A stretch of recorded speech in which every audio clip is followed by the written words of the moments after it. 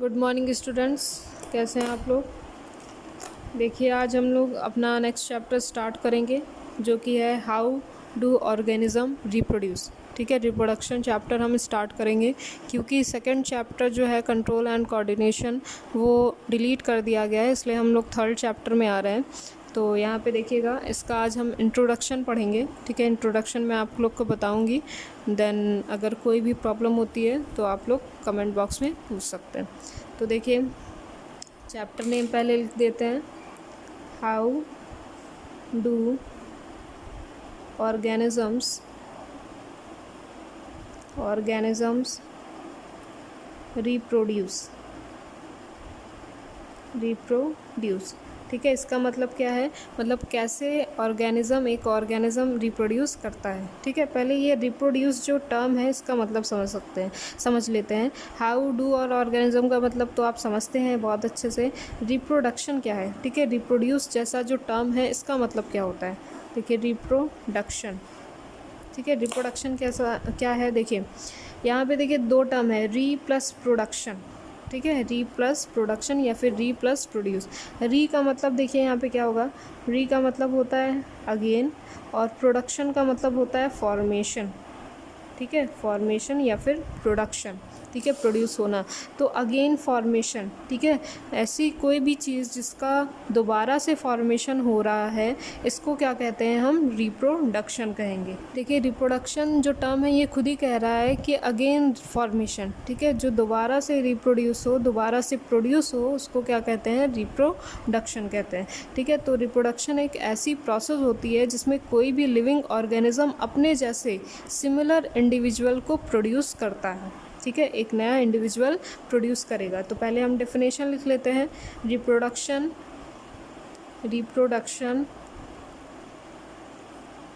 Is the process by which living organisms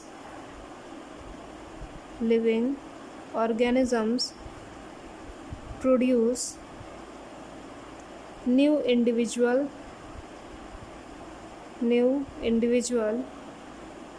similar to themselves।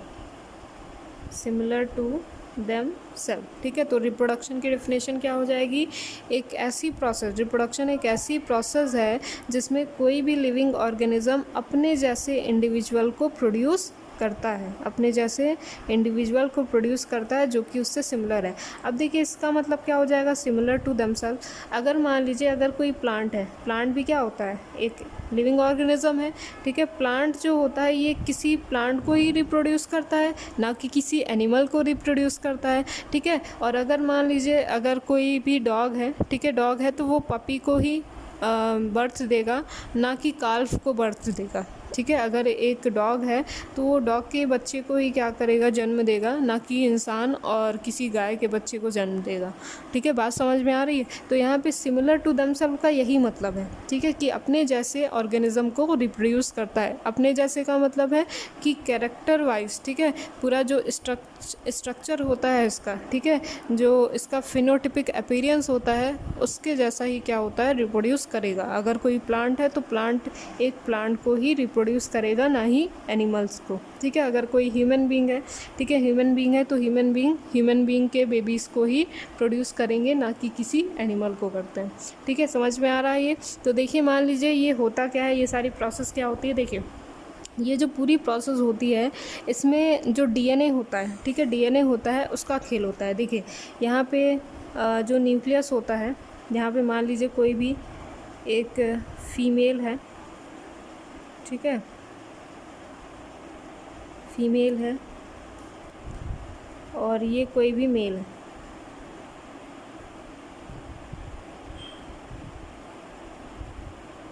ये क्या है, mail है। ठीक है, तो ये जो मेल और फीमेल, ठीक है, रिप्रोडक्शन कैसे होता है ये पहले बता रहे हैं।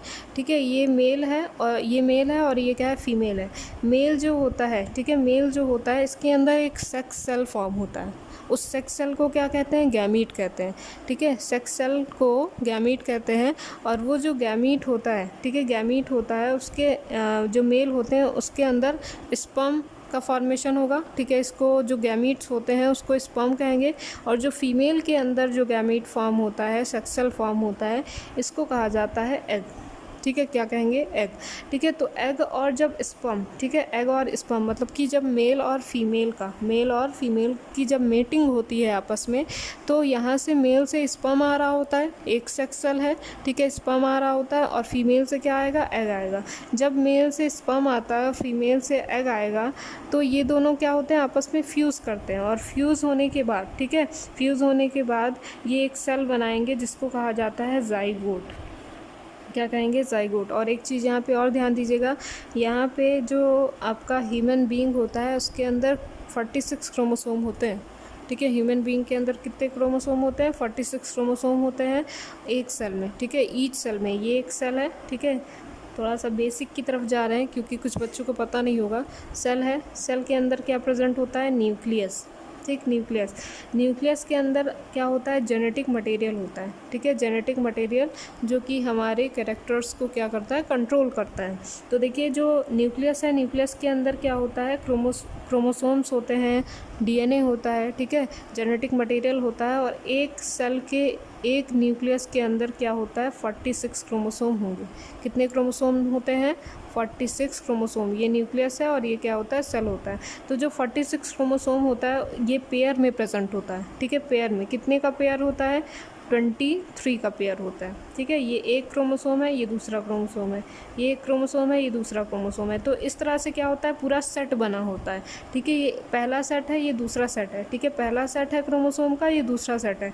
तो इस तरह से क्या होता है? पूरा 23 पेयर क्या होते हैं हमारे सेल के अंदर। हमारे जो सेल का न्यूक्लियस होता है उसमें क्या होता है? 23 पेयर ऑफ क्रोमोसोम प्रेजेंट होते हैं, मेल में भी और फीमेल में। इसी तरह जितने भी इंडिविजुअल होते हैं, जितने भी ऑल ओवर वर्ल्ड में जितने भी लिविंग बीइंग हैं, उनके अंदर भी क्रोमोसोम नंबर होता है, और हर एक इंडिविजुअल का जो क्रोमोसोम नंबर होता है वो वैरी करता है, ठीक है। जैसे कि अगर हनी बी की बात करें तो हनी बी के अंदर 46 नहीं 32 क्रोमोसोम्स होते हैं, ठीक है। तो हर इंडिविजुअल, चाहे वो प्लांट हो या फिर एनिमल हो, उनके अंदर 46 जो क्रोमोसोम नंबर होते हैं वो वैरी करते हैं, अलग अलग होते हैं। तो देखिए यहाँ पे जब स्पर्म और एग, ठीक है, स्पर्म और एग मिलता है तो क्या बनता है? ज़ाइगोट। अब देखिए यहाँ पे जो 23 पेयर है, ठीक है, 23 पेयर है, मतलब कि एक सेट में कितने होते हैं? 2 क्रोमोसोम होते हैं, पहला क्रोमोसोम और ये दूसरा क्रोमोसोम। तब इसको कहा जाता है डिप्लॉयड। इस कंडीशन को क्या कहेंगे? डिप्लॉयड कहेंगे। और अगर सिर्फ एक ही क्रोमोसोम हुआ, ठीक है, एक ही क्रोमोसोम हुआ, मैंने एक छिपा दिया है, एक सेट में सिर्फ कितने क्रोमोसोम है? एक क्रोमोसोम है, तो इसको कहा जाएगा हैप्लॉइड। क्या कहेंगे? हैप्लॉइड, ठीक है। ध्यान से देखिए, डाई का मतलब क्या होता है? 2, डाई का मतलब 2, और जो प्लॉइड है, ठीक है, प्लॉइडी टर्म है यहाँ पे, ये क्रोमोसोम के नंबर को दिखा रहा है। तो 2 है, एक सेट में कितने क्रोमोसोम है? 2 क्रोमोसोम है, इसलिए इसको कहा गया डिप्लॉइड। अगर इस डिप्लॉइड को, अगर इस 2 क्रोमोसोम को हाफ कर दें, हमने हाफ कर दिया, यहाँ से एक हटा दिया, तो ये हाफ हो जाएगा, एक ही बचेगा।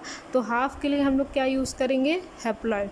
और इसको इस तरह से लिखते हैं 2n, 2 मतलब कि एक सेट में 2 क्रोमोसोम है, n का मतलब है नंबर ऑफ क्रोमोसोम। और अगर ये हाफ हो जाता है तो हाफ का मतलब है कि यहाँ से एक माइनस हो गया, 2n-1, तो 2n-1 कितना हो जाएगा? सिर्फ कितना बचेगा? 1 ही क्रोमोसोम बचेगा। तो 1 के लिए हम लोग क्या करते हैं? 1n हो जाएगा। तो 1 हम लोग लिखते नहीं हैं, इसलिए हम क्या लिख सकते हैं यहाँ पे? n, ठीक है। अब यहाँ पे देखिए, जब हर इंडिविजुअल में, मैंने बताया हर इंडिविजुअल में क्या होते हैं? क्रोमोसोम नंबर 2n होते हैं, मतलब कि डिप्लॉयड होगा, ठीक, डिप्लॉयड होगा। अब ये जो डिप्लॉयड क्रोमोसोम होता है वो हर इंडिविजुअल के अंदर है, मेल के अंदर भी है और फीमेल के अंदर भी है, ठीक है, मेल और फीमेल दोनों के अंदर है। बट जब गैमीट फॉर्मेशन होना होता है, जब एग और स्पर्म का फॉर्मेशन होता है, तब ये मियोसिस करते हैं। मियोसिस का मतलब क्या है? मियोसिस एक तरह का सेल डिवीज़न होता है, ठीक है। जो सेल डिवीज़न होता है, देखिए यहाँ पे और भी बेसिक में जा रहे हैं, चीज़ों को एक एक बहुत ही ध्यान से समझना है आप लोग को। जो सेल डिवीज़न होता है, हमारी बॉडी के अंदर हमेशा सेल डिवाइड होते रहते हैं, और जो सेल डिवीज़न होता है वो 2 टाइप का होता है। पहला होगा माइटोसिस और दूसरा होता है मियोसिस, ठीक है। माइटोसिस का मतलब क्या है? जब एक सेल, ठीक ठीक है, एक सेल 2 सेल का फॉर्मेशन करेगी, ठीक है, और जो क्रोमोसोम नंबर होते हैं वो इक्वल ही रहते हैं, ठीक है, इक्वल ही रहते हैं, मतलब कि ये क्या था, सेल था। देखिए यहाँ पे दिख रहा होगा आप लोग को, ये क्या है, सेल है जिसके अंदर 46 क्रोमोसोम है। अब ये सेल जब डिवाइड होगा तो 2 सेल बनेंगे इससे, जब 2 सेल बनते हैं तो इसके अंदर भी 46 है और इसके अंदर भी क्या है, 46 है। तो जब सेम नंबर ऑफ क्रोमोसोम क्या होते हैं, ये डॉटर सेल में बनते हैं, ठीक है, डॉटर सेल में होंगे, तो इसको कहा जाएगा माइटोसिस। और मियोसिस में क्या होता है, मियोसिस की कंडीशन ऐसी होती है जिसमें जो क्रोमोसोम नंबर होते हैं वो क्या हो जाते हैं, हाफ हो जाते हैं। एक सेल 2 सेल में डिवाइड हुआ, अब ये एक सेल क्या करेगा, फिर से 2 सेल में डिवाइड हो जाएगा। तो पहले 46 से 46 यहाँ पे भी, 46 यहाँ पे भी।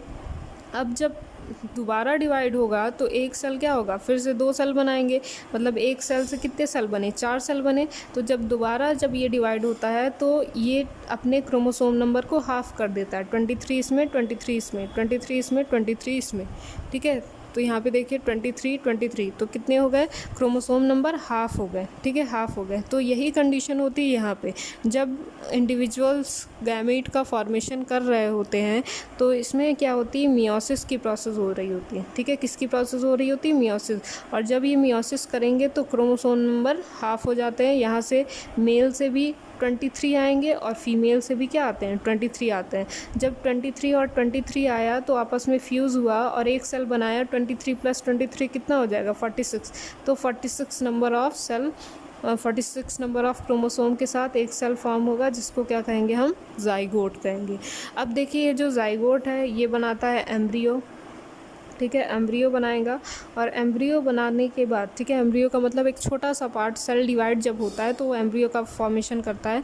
और फिर उसके बाद क्या होगा, फीटस बनाएगा, ठीक है, फीटस मतलब कि एक बेबी का डेवलपमेंट कर लेता है। और 9 मंथ तक कोई भी फीमेल इस बेबी को क्या करती है, अपने बॉडी के अंदर, अपने वूम्ब में क्या करती है, डेवलप करती है। और 9 मंथ के बाद किसी चाइल्ड का बर्थ होता है, ठीक है। तो इस तरह से क्या होती है, पूरी रिप्रोडक्शन की प्रोसेस होती है। कि कोई भी अगर डाउट हो इसमें तो आप लोग पूछ सकते हैं। अब देखिए जो रिप्रोडक्शन है वो 2 टाइप का होता है।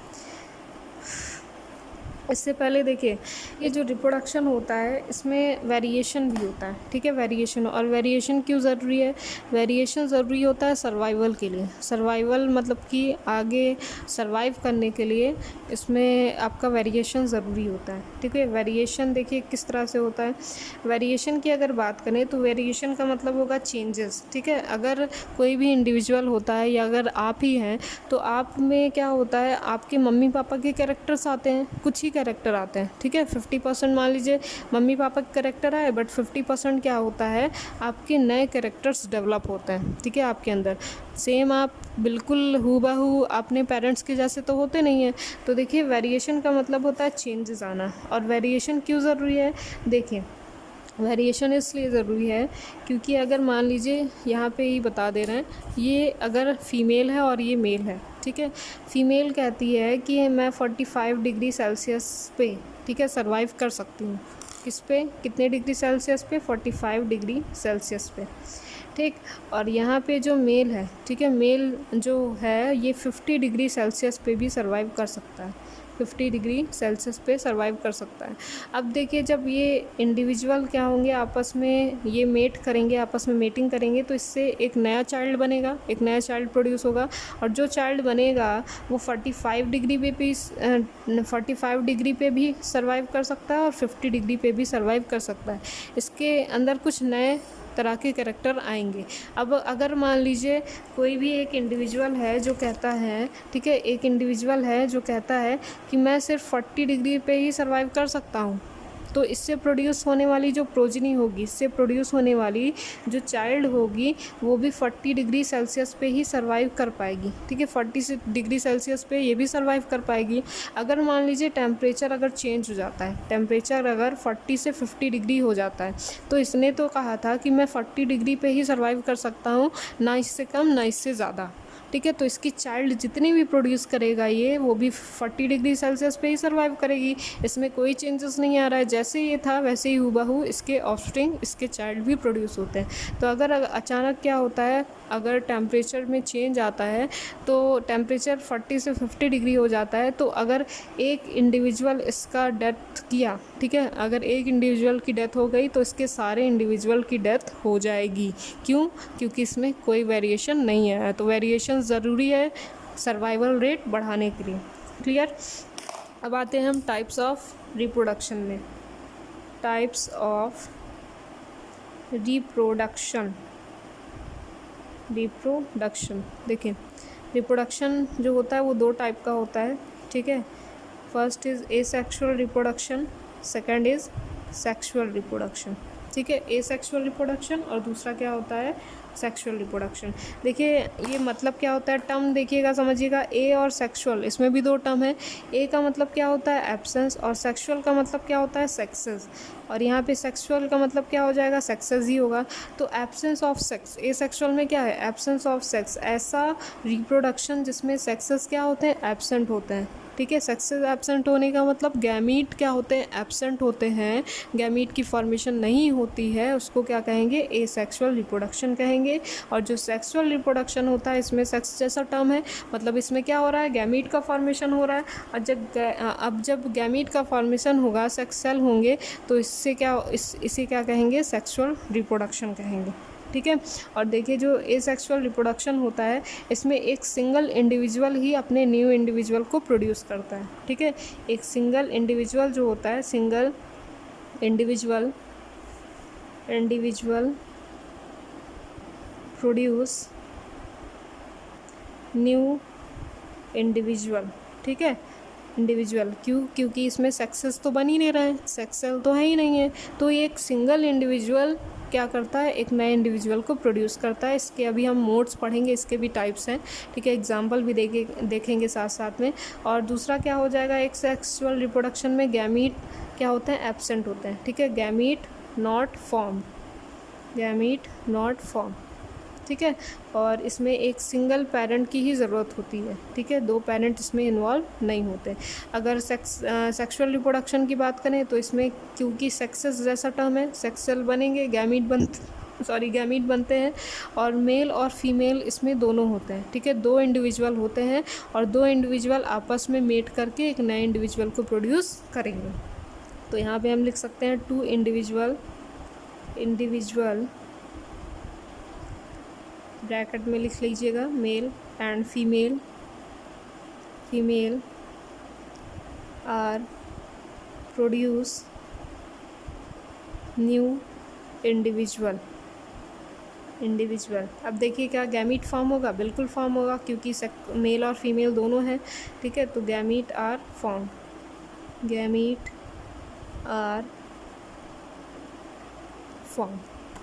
ठीक है। इतनी बात समझ में आ गई। अब नेक्स्ट क्लास में, ठीक है, जो एसेक्सुअल जो रिप्रोडक्शन है उसके मोड देखेंगे।